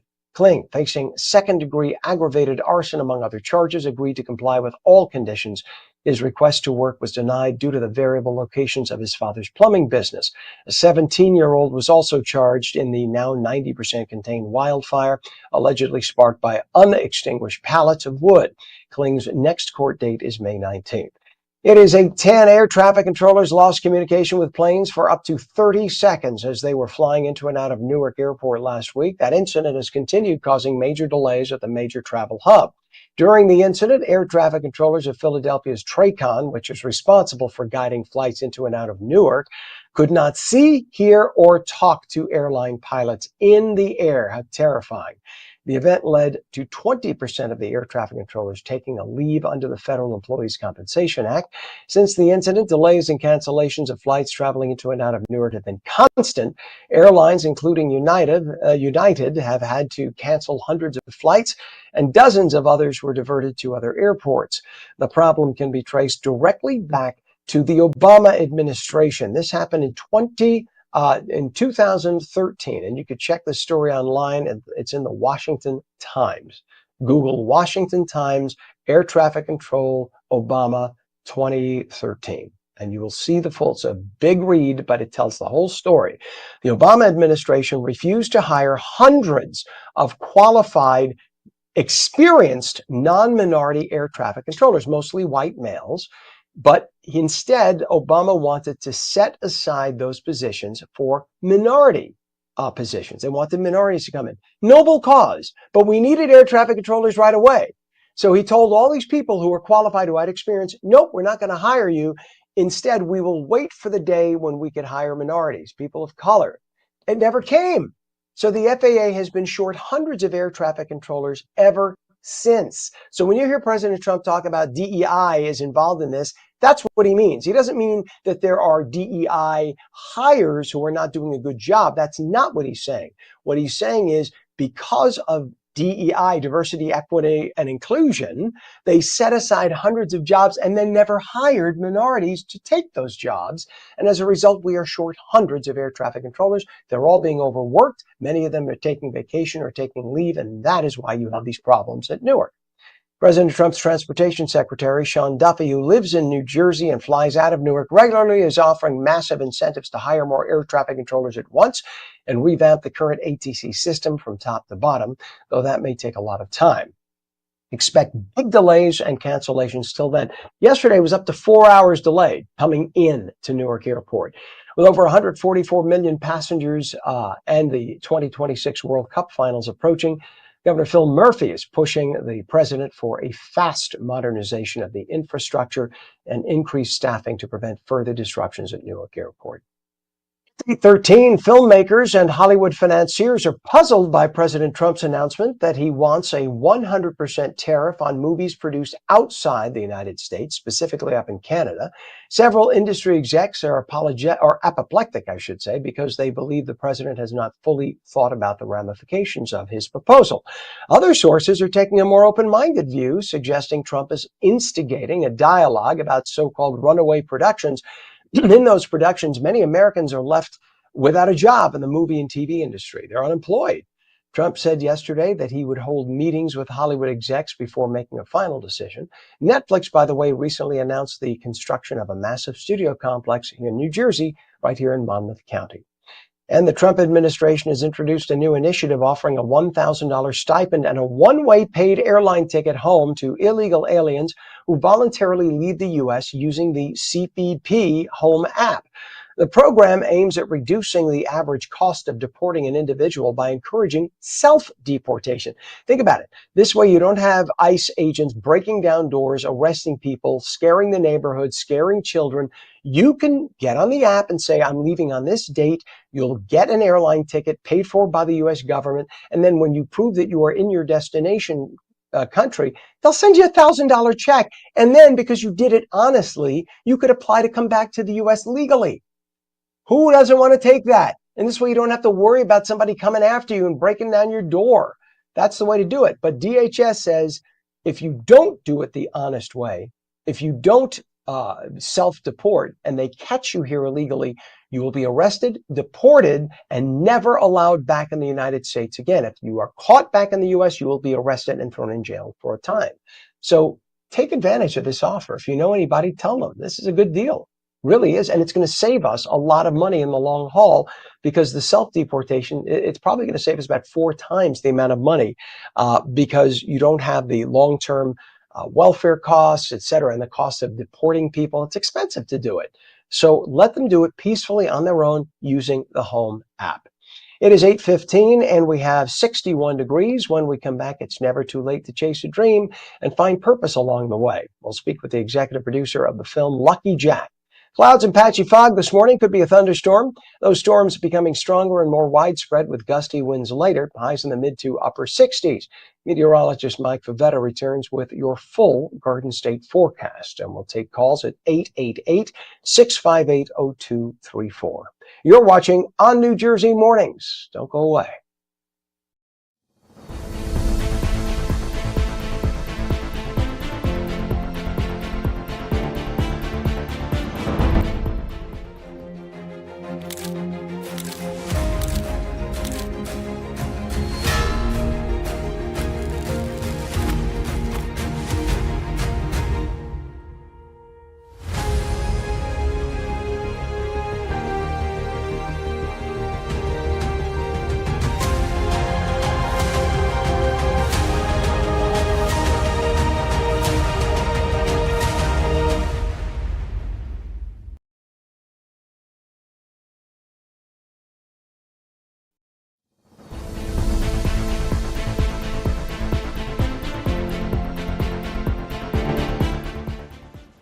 It is 8:16. Welcome back to ONNJ Jersey Mornings. I'm Ken Rosato, taking calls at 888-658-0234. Clouds and patchy fog this morning, could be a thunderstorm. Storms becoming stronger and more widespread with gusty winds later, highs mid to upper 60s. Straight to meteorologist Mike Favetta with the Garden State forecast. Good morning, Mike. Hey, Ken, good morning to you. Already see some of that lightning just offshore from Ocean County looking out into the Atlantic. Some of those bolts showing up here on the radar picture. With the line of storms working just offshore, we might get a few more developing later on today. It's all due to the big parent system, which is currently sitting parked over Ohio. And as it sits and spins and drags in that moisture from the south over into New Jersey, it will develop the threat for some more thunderstorms later on today. I think the best chance for seeing those storms will be where it's clear right now, down the turnpike, where the few spotty sprinkles dissipating over there towards sections of Cumberland County and western sections of Burlington County. You have those clear skies breaking through the clouds right now. The future radar shows the line of storms working just offshore through the next 2 or 3 hours, passing by Toms River, even a little further north toward Howell and Ocean Township, and those will enter sections of to our east momentarily, especially by this afternoon. So there will be another round of storms today, especially in areas, again, in western sections of Burlington County, where the sun is shining now through Mount Holly and Fort Dix. You have a good chance of seeing the storms there, and temperatures rising into the mid-70s. Low 60s along the coast with that easterly breeze pulling in off of a pretty cool Atlantic. Good news is it clears out the pollen, so the pollen levels stay nice and low today. That is for the trees, weeds, grasses, and molds. As far as the rainfall is concerned, when you total it all up, beginning today, lasting through tomorrow, and even through Friday, we could get upwards of 1 inch, maybe 2 inches of rain, a good soaking, making up for our deficit of rainfall that we've seen at least over the last few months. And so as a result, of course, the UV index is nice and low at a 2. Not much sun today. Now, again, there could be some breaks of sun as what's occurring right now in sections of southern New Jersey, but that will help bring back the threat of some storms later today. as the Futurecast even indicates there, to see a few of those pop-up showers by the end of this afternoon, moving their way northward. We're clear for most of the day tomorrow, a passing cloud, mix of sun and clouds, maybe a shower threat later tomorrow night, but overall, tomorrow's looking pretty good. Thursday has more cloud cover with a clearing by later on in the day. That sun again helping to promote some storms by the end of the day on Thursday. Friday is generally a wet day. We're back to the cloudy, cool weather. The wind comes out of the east, and we are socked in with the rain throughout most of the day on Friday, with temperatures that will stay in the 50s throughout the better part of the day. It's going to feel pretty cool and breezy with that wind. But by the weekend, we clear things out nicely in time for Saturday morning. Saturday afternoon sees the breaks of sun, and we're back to full-on sunshine for Sunday. A really pretty way to finish out the weekend, and beautiful for Mother's Day. Look at that clearing. Just for New Jersey. Looks really pretty, even going into Sunday night. Monday could have some clouds return, and I think Tuesday maybe another shower into Wednesday of next week, but it's the warmer weather that will feel really nice, especially going into next week. As far as this weekend, we kick off that warming trend with temperatures in the 70s both days. Saturday, more sunshine, 71 degrees, and a full sunny day on Sunday, 76 as the high. Beautiful day for Mother's Day. You know, we're thinking about the Mother's Day plans because it's my wife's first Mother's Day, so maybe we're thinking of doing like a little outside pizza in the uni oven. You know, because it's always so much fun when you can like spend time with family. If you got great weather to do it, low humidity, that'll feel really nice. I love it. By the way, I found an indoor pizza oven that Mm. heats to 750 degrees and it's electric. You don't have to Yes, light, I some, know. some of them are It's gas nice. and some. I've seen the electric ones. I am very tempted. For me, it's the smoke inside because you just burn a little bit of cheese and you get a puff of smoke Yeah. that lingers in the house for 3 days. So, It's not too bad. I do it near yeah, a window so we don't set off the smoke detectors right, just right. for that reason. But it's amazing because you're only talking about 2 minutes. You know that. 2 minutes, two They and a half cook minutes so for a nice fast, right? 12-inch Neapolitan. They're so good. Just by the way, do not sample the temperature like I did with your tongue. It's not a good Oh, no, idea. no, no, Just no. saying. Mm-mm. Yeah, it's like checking a 9-volt battery with the tip of your tongue. All right, Mike. Thank you very much, sir. We'll check back in a little bit. We have 61 degrees now at 8:21. Take a look at 8095 approach to the GW Bridge. Very heavy now as you're making your way over the GWB. You're talking about a 45-minute delay, lower level on the left, upper level on the right, and this is going to be continuing through the morning, especially with the foggy, wet weather. We also have about a 25 to 30-minute delay at the Lincoln and about a 20 to 25-minute delay at the Holland. Crash on the Jersey Turnpike Outer Roadway, northbound south of Interchange 8, Route 33 in East Windsor Township, one right lane blocked. And we have a crash on Route 17 southbound north of Route 3 in Rutherford, one left lane of 3 lanes closed. Ongoing construction I-80 east and west at exit 34 Route 15 in Wharton. That'll be continuing for the next couple of weeks. 8:22. Lucky Jack tells the inspiring true story of a man who discovers it is never too late to chase a dream and find purpose along the way. At the heart of the film is the ancient Greek concept of arete, living as your highest and best self. Executive producer Steve Edwards joins us to share how the personal project connects to his mission of helping others find their own path to greatness. Thank you so much for joining us this morning, Steve. Good to have you on. Thank you, Ken. It's very, very nice of you to have me on. It's a pleasure. And what made you want to tell your father's story in Lucky Jack? I thought it was a very, very important message. It's such a crazy story. He grew up in the Newark projects in the 1930s and 40s, a very dysfunctional family.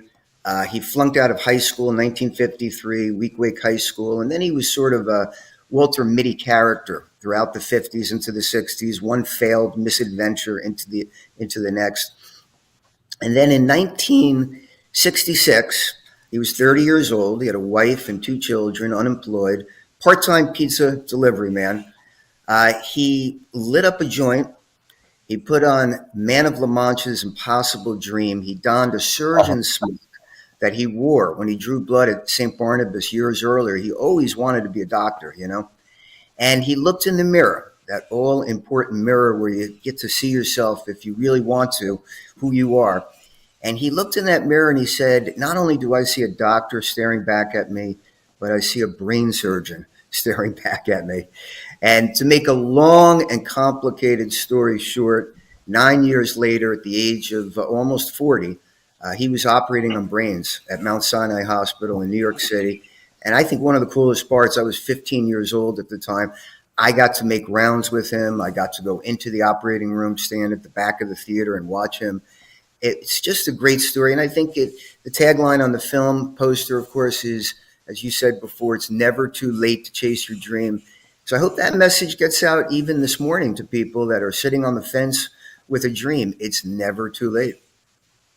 This is fascinating. What a story. And it's probably the type of story that can't occur in many countries. It's sort of an American dream story. Just fascinating. And it focuses on arete, which I studied Greek in high school. So what I could remember, that means excellence or greatness, right? Explain why that matters and why that word was such a focused on word here. Yeah, you pronounced it very well, by the way. I was very impressed. And people don't usually pronounce the word that well. The name arete was on my dad's boat. It was a principle that really guided him through life. Plato, Aristotle, and Socrates all refer to arete as the essence of life. What it means is the act of actually, essentially, there's a lot of definitions, the act of actualizing your highest and best sense of self with a moral excellence of character, and for the greater good. We kind of got away from the greater good, I think, in this country and the world. And I don't mean to preach, but I think it's quite evident in many, many respects. But I think this messaging is extremely important because we're coming up on our 250th anniversary next year in America since the signing of the Constitution. And arete was one of the concepts that inspired our founding generation. You could see it throughout the Constitution, the ideals of justice and citizenship and the greater good. And I think it's important to remind people, maybe it's time to go back to the basics and to help lift one another to realize our highest, best sense of selves and for the greater good. Now, the thing about my dad's film, if you see it, is that it actually has a bit of a tragic ending that I don't want to give away. But, when my dad reflected on those final days of his life, he felt nothing but fulfillment and happiness that he got to chase his American dream. And I think another really important message of this film, in my view as a filmmaker, is that the American dream is still alive 250 years later, but it's a messy proposition. It's never point A to point B. None of us that succeed, we all have adversity that we have to overcome, but you just got to hang in there right to the end. That's what makes it so much more special. What point is a dream that you go to the store, you pick up a bag of goodness, and boom, you're a success. The whole idea of the story that your dad had and the achievement that he reached at his age, changing his life and being such an inspiration. I think that's what makes it so special. And this is why this is a fabulous story. How did making this film shape your personal mission? That's a really great question. And it really didn't start until after my dad passed away. And I absorbed the full story. Sometimes you do it after the fact. My dad always inspired me. He was always a hero. But I think after he passed, I realized that this was someone's story that had to get told to help others because of the tragic ending in particular. And I want to say, my dad is a hero in this story, but anyone that sees the film and knows about this story knows that my mother is very, very much a hero in this. People walk away saying perhaps she's the real hero. She was such a saint to support my dad, to work. My dad had to work selling hot dogs in the park and delivering pizzas, but my mother had to work as well to help get my dad through college and medical school. So you've got two heroes there, and they, no doubt, they inspired me, both of them, in my life. And how does the film tie into the New Jersey Hall of Fame? Well, I was one of the organizers that created the New Jersey Hall of Fame. Initially, we were going to benefit, we were going to try to help children worldwide. And After my dad passed, the organizers and I talked about changing the mission to, hey, let's focus on Arete children worldwide, but children right here in New Jersey and throughout the United States as well. So our mission, Hall of Fame, is to celebrate New Jersey. That's the Jersey pride aspect of it. It is to honor our legends, and we've got an amazing amount of legends in New Jersey and that are in the Hall of Fame. But the soul really is Arete and inspiring not just children, but adults of all ages. And it goes back to the poster, it's never too late to chase your dream. So we hope that the Hall of Fame on any given day is inspiring adults as well. Steve, where can audiences see the film and learn more with about 10 seconds left here? Thank you, Ken. You can go to luckyjackfilm.com and you could follow our schedule. We're going to be in Philadelphia next Saturday on the 10th, Philadelphia Independent Film Festival. And then we're going to be the feature film at the Jersey Shore Film Festival Gala Night, which is going to be Sunday, June 22nd. So we hope people come out. I can guarantee you people are going to cry and they're going to hopefully be inspired. But it's for sure a really great story and I think an inspiring one. Well, the NYU Film School grad, Tish School in me, says, I'm very excited to see it. I can't wait. I love the story. The whole key to a successful film is great storytelling. People will overlook anything as long as you got a great story to tell.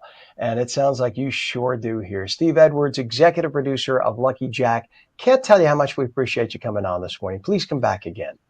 Ken, thank you so much. I appreciate it. You bet. Great day. It is 8:30 right now, 61 degrees. And when we come back, May is Mental Health Awareness Month. We'll talk with folks from the New Jersey Mental Health Association about its mission to break stigma, and build community. And the phone lines are open. We will take your calls at 888-658-0234. Meteorologist Mike Favetta says clouds and, getting over something. Clouds and patchy fog this morning, could be a thunderstorm. Those storms becoming stronger and more widespread with gusty winds later, highs in the mid to upper 60s. The full Garden State forecast in just a moment. You're watching ONNJ Mornings, and we're coming right back.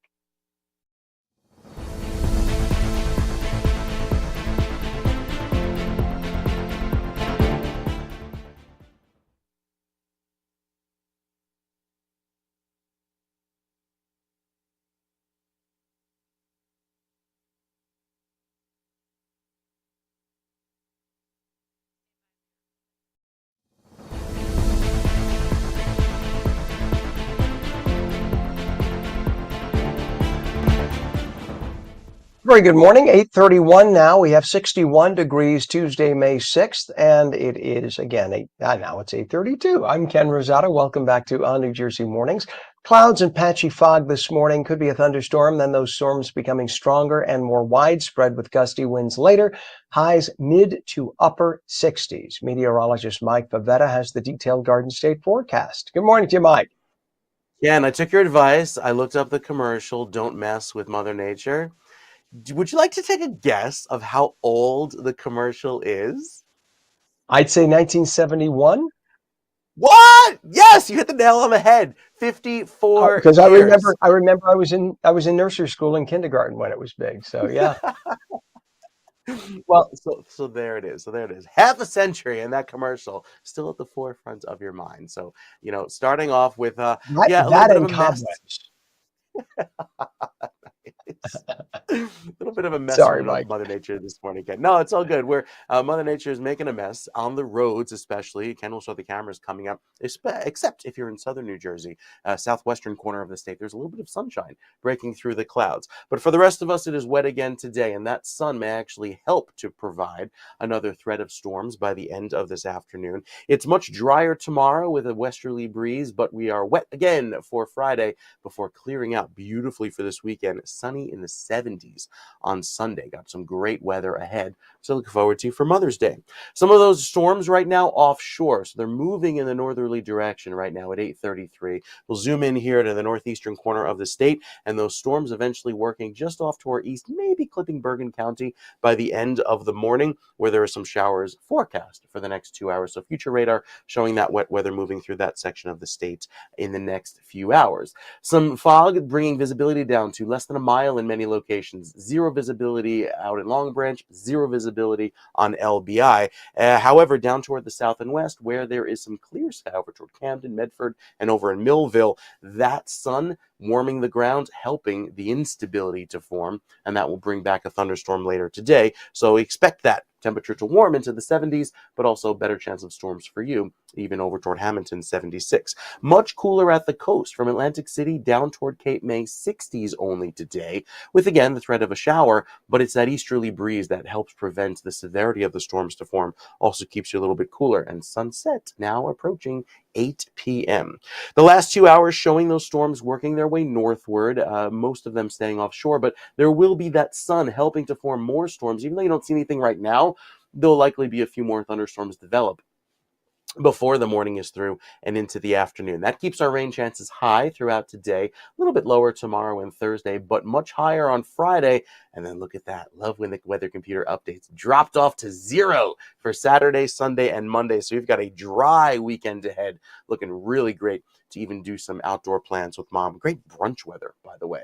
This is our system that's been plaguing us with the wet weather, sitting off to our west, just spinning in place and giving us our showers each and every day. Well, a front tries to come through and rescue us, bringing in some dry weather rather tomorrow. And with a mix of clouds and sun, we get a little bit of reprieve from the rain, but it's back by Thursday night. And then even more rain comes in for Friday to finish off our wet week with a bang as those showers move their way eastward. So Friday, I think another very wet day after today. Get a little bit of a break tomorrow and Thursday. That's how highs managed to make it back into the 70s. But Friday's going to be wet and raw too, with temperature of only 61 degrees. Saturday and Sunday bringing back temperatures well into the 70s. It looks beautiful with temperatures remaining warm even into Monday and that sunshine sticking around. Again, tomorrow a little bit drier, looking nicer. Thursday as well, impressively warm at 70 given all the cloud cover that returns by the end of the day. And that sets up the stage for a cooler and showery Friday at the coast. Drier for Saturday and Sunday. Very pleasant weather. 71 on Mother's Day at the shore is beautiful, and it'll feel nice even going into Monday as well with a high of 70. So improving weather, Ken, with a little sneak peek tomorrow and then nice clearing by this weekend. All right. Thank you very much, Mike. It is 8:36 right now, and we have 61 degrees. A truck fire on the New Jersey Turnpike right now causing issues on the outer roadway northbound north of Interchange 8, Route 33 in East Windsor Township with all lanes blocked. We have a disabled vehicle on Route 42 northbound south of 295 in Belmar. One right lane of 4 lanes closed and still very, very heavy on the 8095 approach to the GW Bridge. The lower level on the left, upper level on the right. Now we're about a 45-minute delay getting into Manhattan, about 30 minutes at the Lincoln 25 at the Holland Tunnel, and we have the ongoing sinkhole repair issues at I-80, exit 34, Route 15 in Wharton. You'd think I'd have that memorized by now. It's going to be another week and a half or so before we get one westbound lane open. You can see the construction vehicles there in the middle, and Route 15, which is the local roadway on the upper right. That's where folks are getting off and detouring through. That's been giving people a good 30-minute delay getting to and from and getting around that construction zone. So it'll be about a week and a half, like I said, before 1 or 2 westbound lanes open on I-80 and about 3 weeks before 1 or 2 eastbound lanes, they tell us, will open up. It is 8:37 and May is Mental Health Awareness Month, and the Mental Health Association in New Jersey is continuing its decades-long mission to break stigma and build community. With a legacy of more than 80 years of service, ONNJ provides critical support for individuals and families affected by mental illness and substance abuse. Joining us today are Robert Klee, who is the Vice President and COO, and Rosemary Scopatullo, Chief Development Officer, to talk about their work and an upcoming event that brings people together for healing, hope, and action. Welcome to both of you. Good to have you on today. Thank you. Good morning. And thank you. Robert, let's start with you. Tell us about the Mental Health Association in New Jersey and the mission behind the organization and your work.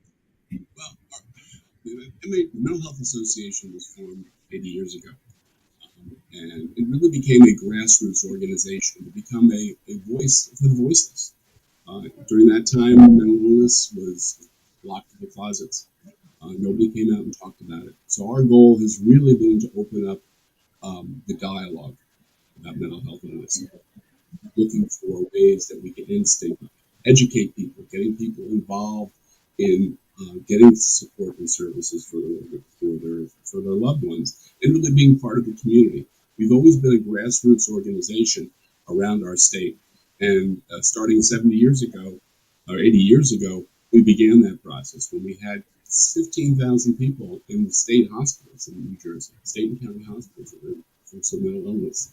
And we use that as a grassroots way to start getting policy, people at the state level talking about this stuff, connecting with our national organization, which is now National Mental Health Association, and really work towards building the involvement of the people who have mental illness and their families to build a movement. Robert, I'm going to ask you as I go to speak to Rosemary, I'm going to ask you to find your microphone. I think the microphone may have fallen or something. It sounds like you're a little low. It's kind of hard to hear you, and we want to ask you more questions. So if you could do that while we talk to Rosemary. What can people, Rosemary, expect at your Walk for Wellness this year? So we're hoping, first of all, that it's going to be a beautiful day and they're going to see lots of sunshine, most importantly. What they can expect at our walk that day, first of all, it's our 18th annual walk. It's one of our fundraisers. We're hosting it in Mohegan Park in Cranford, New Jersey. The hours are going to be from 8 a.m. to approximately 9:45 before we start our program, which is about a 15-minute program. Then the walk begins at 10 o'clock. We're hoping everyone has a great time, have fun, enjoy communicating with other people, networking, socializing. One of the most important things, though, of the walk that particular day, Ken, is that we have a section, it's called Information Alley. And that is where healthcare providers and people from the community organizations have educational information and resources set up. And they have some games and lots of giveaways. So people can go, mingle, find out about what's going on in the world, where they need to have access to mental health and different types of counseling programs, other types of resources, and all that information is right there at their fingertips, which is wonderful. We're going to have light refreshments in the morning. Yeah, that's the best. Personally, that's the best part, I think, of why people really come. I mean, all the great stuff that you also enjoy is, the festivities that are around it, right? So the fun, the socialization, the eating, the playing games. We have a hula hoop contest. We have light stretching. We have arts and crafts and other types of fun activities as well. But most importantly, it's about the people and how they speak with one another. And I really think, Rosemary, it's so essential to mainstream, if you will, psychological challenges. People with mental health illnesses, and every single one of us, I don't care who you are and where you're from, either personally or we have family or dear friends, everybody. But it's always been he goes to see psychiatrist. What is the embarrassment? If you went to get your arm cast, if you went to get Tamiflu, it wouldn't be an issue. Why? Why can't this just be treated as just another ailment that needs to be treated? Where did the stigma come from? Oh, he used to see a therapist. It's ridiculous. And yet almost everyone I know sees a therapist, including myself. What is the difference? Where did this become a problem? It's been a problem ever since I can remember. I don't know how you grew up, but we didn't know about mental illness or wellness, right? Because no one spoke about it. So it's been around a long time, obviously, hundreds and hundreds of years. But fortunately, Ken, I think we're chipping away at making some headway. Many, many people throughout our state and actually throughout the United States are really trying to enlighten people by providing education and resources. But people still have this social stigma, and we need a tribe, a band of thousands and thousands of people never giving up to try to educate people and make sure they know what mental wellness is about. When mental wellness and physical illness and wellness, they're one and the same. You cannot be physically well and not have mental wellness. So it goes hand in hand. They're both equally as important. So, we're fortunate. MHANJ does provide an incredible amount of resources. We have so many educators, whether the educational programs are in person or whether they're on Zoom. We have great partners out there in the community, which is extremely important. I mean, for example, for our walk this year, we also have the Rotary Club of Mental Health Advocates, and we work with NCAR, the National Center for Advocacy and Recovery. There's more than that out there that obviously try to help people as much as they humanly can. And peer-to-peer support is extremely important. And family members, you need to have support from everyone, friends, family, 100%. and they need their own support. It's a trickle-down effect, And I right, think, Ken? if I may, only because we're down to the last few seconds, I want to get Robert back in here. I think it has to start young. Family has to make it normal that if you have a stressful situation, that it's okay to see a therapist or a psychologist or a Absolutely. psychiatrist. There's nothing at all wrong. In fact, not seeing a doctor is where you have a problem. That means you are not willing So to true. accept that you need help. So, Robert, what kind of impact do you think has MHANJ made in recent years? We got about a minute left. Sure. Our major impact, I think, is we've identified that prevention is really a critical element. So the things that we have focused on over the last few years is educating the public, giving people the tools so that they can help one another, they can help their family members. Through programs like Mental Health First Aid, we've trained over 25,000 individuals in New Jersey on how to do a first aid of mental health, knowing what the signs are, knowing what to do. We've taken that to schools with a version of mental health education called Teen Mental Health First Aid, which has educated over 15,000 high school students in that same sense that this is something to talk about. And I think the exciting part is that when you talk to our young people, they're getting it. They're starting to talk to each other. They're starting to have these kind of communications. They know that mental health is part of good health. That plus the fact that we now have more ways to try to get people access to services. That's really the key. You got to have them to talking about it and access. So the launch this last couple of years ago of 988, which the Mental Health Association is a key player on the state level. We handle 45,000 calls a year of people through our call center looking for help, looking for that messaging, looking for someone to talk to. Those kinds of things are really important. And that's really the focus of the Mental Health Association, to build those kinds of services and to collaborate with grassroots organizations. It's got to be neighbor to neighbor. This is not a 100%. Robert, only because we're coming up on the end of the show here in a couple of months, so I gotta wrap it here. But we want to have you back on. So for more information about the Mental Health Association in New Jersey, to register for the Walk for Wellness or to find support for yourself or a loved one, and there are plenty of great therapists out there today, visit mhanj.org. Let's keep the conversation going. Let's keep showing up for ourselves, for each other, and if you have issues, challenges, go and seek mental help. It is okay. There's nothing wrong. The stigma ends with us, so we can end it right now. So we want to say they're from the Mental Health Association in New Jersey, Robert Clay and Rosemary Scopatulo. Thank you both for joining us this morning. Please come back. Thank you, Ken, very much. Thank you. You bet. Good to have you both on. It is 61 degrees at 8:47. When let's continue, actually. Let's not go to a break right now. Let's go over to meteorologist Mike Favetta. Mike, I just want to let people know we're going to be talking to a doctor to explain. You and I have been talking about allergies. We're going to talk about why they're worse after mild winters. That's coming up next. But first, we got clouds, patchy fog this morning. Have we had any thunderstorms in the area so far?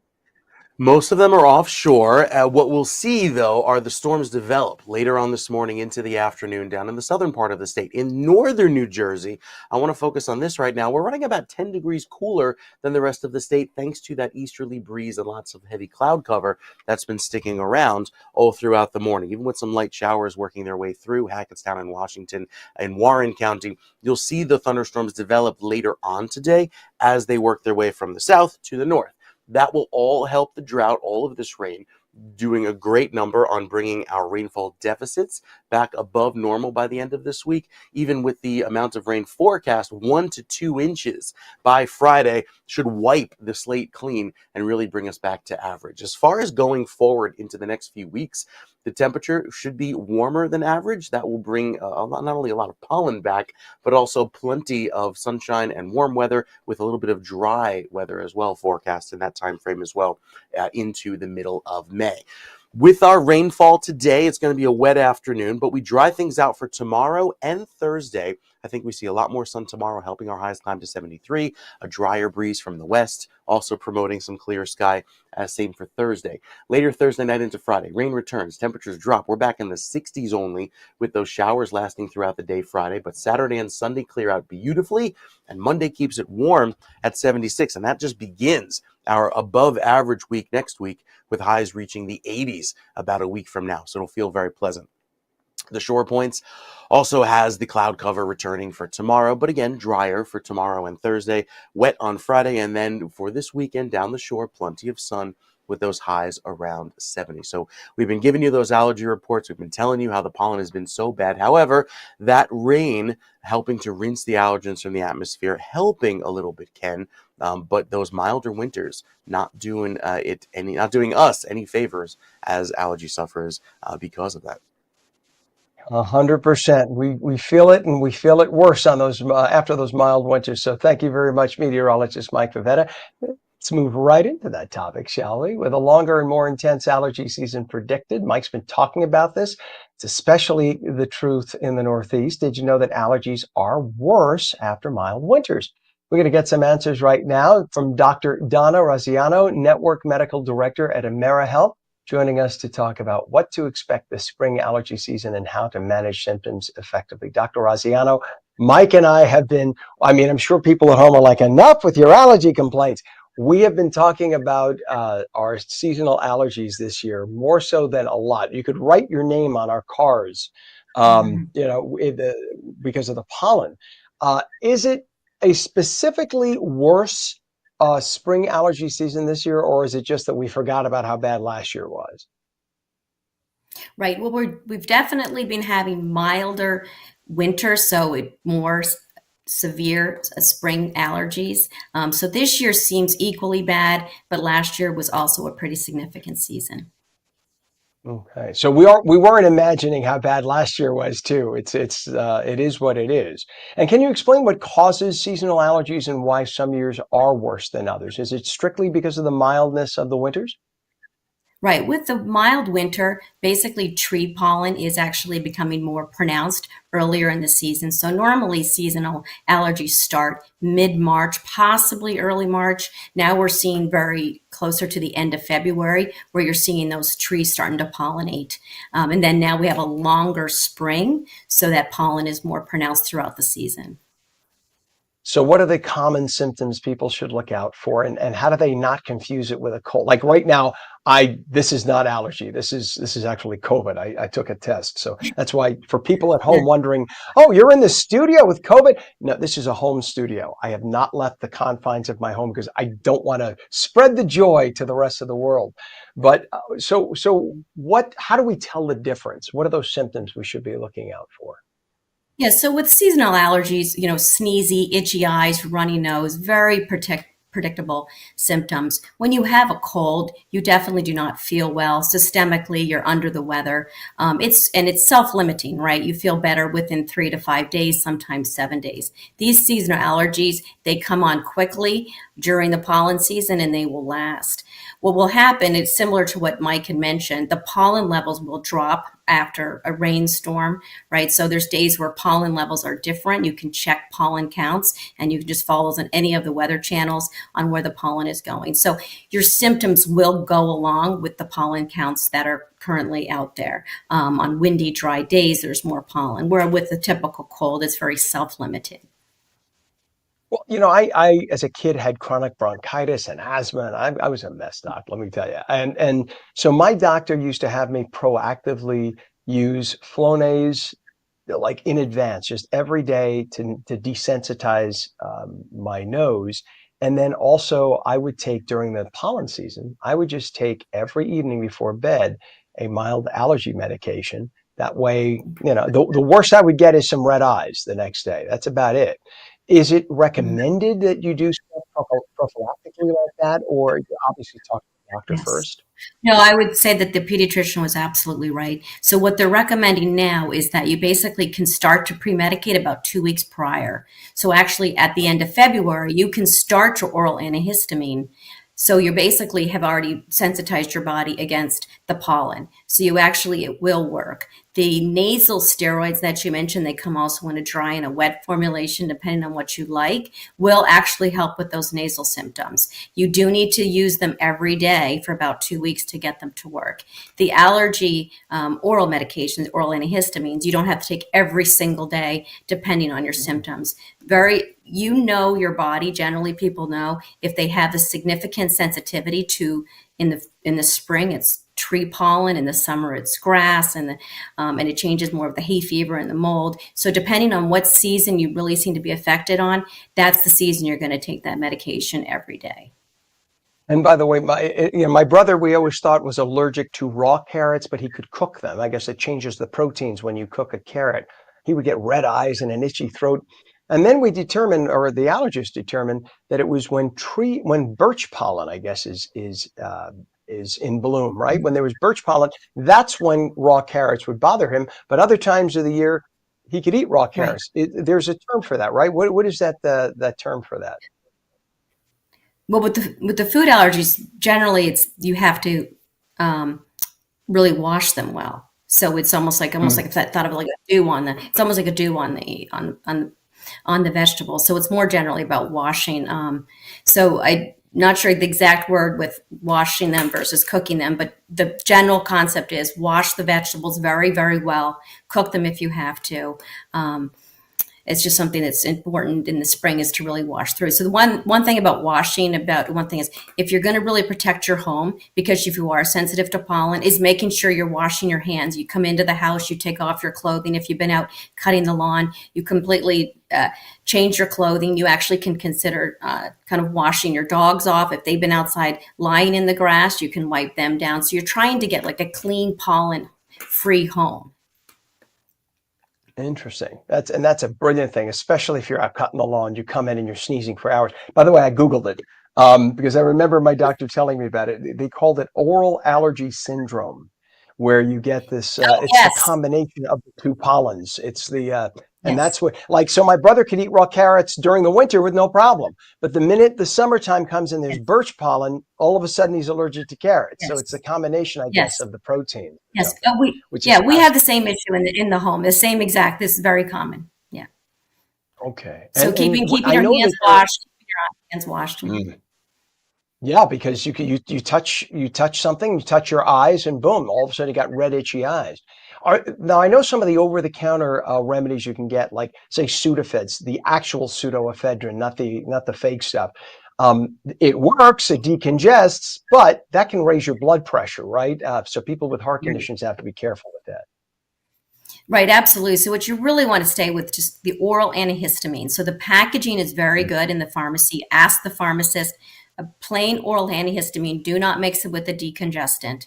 And especially for the pediatricians, for the pediatric doses, it's very clearly labeled because the children also do have symptoms, right? They're out in the sun and playing, so they do need to be medicated at times. So just making sure you read the packaging, stick with the general oral histamine that's not a combination product, and stay away from the pseudoephedrines because they can raise the blood pressure.